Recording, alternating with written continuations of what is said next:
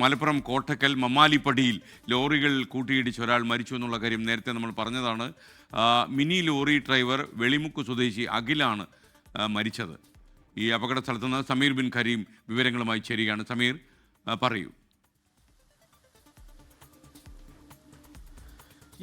ഇന്ന് രാവിലെ 6 മണിക്കാണ് ദേശീയപാത 66 ആറുവരിപ്പാതയിൽ കോട്ടക്കലിനടുത്ത് എടരിക്കോട് മമ്മാലിപ്പടിയിൽ വാഹനാപകടം ഉണ്ടായിരിക്കുന്നത്. മിനി ലോറി ചരക്ക് ലോറിയുടെ പിൻഭാഗത്ത് ഇടിച്ചാണ് അപകടം സംഭവിച്ചത്. ഇരു വാഹനങ്ങളും കോഴിക്കോട് ദിശയിലേക്ക് സഞ്ചരിക്കുകയായിരുന്നു. മിനി ലോറിയിൽ ഉണ്ടായിരുന്ന ഡ്രൈവർ തിരൂരങ്ങാടി വെളിമുക്ക് സ്വദേശി അഖിലാണ് മരിച്ചിരിക്കുന്നത്. മാത്രമല്ല, ഈ ലോറിയിൽ ഉണ്ടായിരുന്ന മറ്റൊരാളെ, ഈ അഖിലിന്റെ സഹായിയെ ഗുരുതരാവസ്ഥയിൽ കോട്ടക്കലിലുള്ള ആശുപത്രിയിൽ പ്രവേശിപ്പിച്ചിരിക്കുകയാണ്.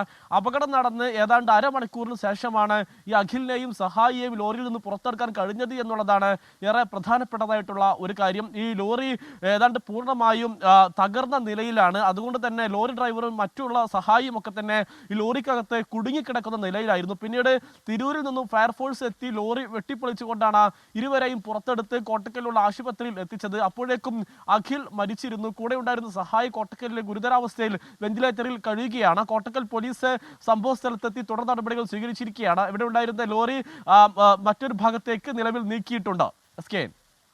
Okay, thank you. നമുക്കൊപ്പം ചേർന്നത് സമീർ ബിൻ കരീമാണ്.